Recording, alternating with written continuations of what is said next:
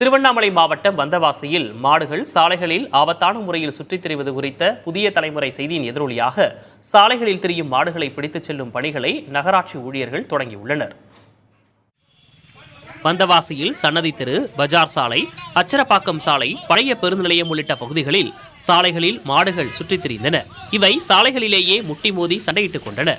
இதனால் பாதசாரிகளும் வாகன ஓட்டிகளும் சாலையில் பயணிப்பது மிகவும் ஆபத்தாக அமைந்தது.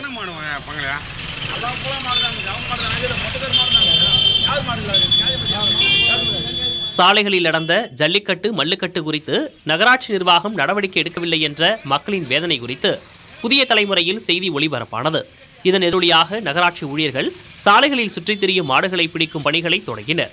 சாலைகளில் சுற்றித் திரியும் மாடுகளின் உரிமையாளர்களுக்கு நகராட்சி நிர்வாகம் ஏற்கனவே விதித்து வந்த அபராதத்தை 500 ரூபாயிலிருந்து 10 மடங்கு உயர்த்தி 5000 ரூபாயாக நிர்ணயித்துள்ளது. அபராதத்தை கட்டத் தவறினால் மாடுகளை தென்னாங்கூரில் உள்ள கோசாலைக்கு அனுப்ப உள்ளதாக நகராட்சி தரப்பில் தெரிவித்தனர்.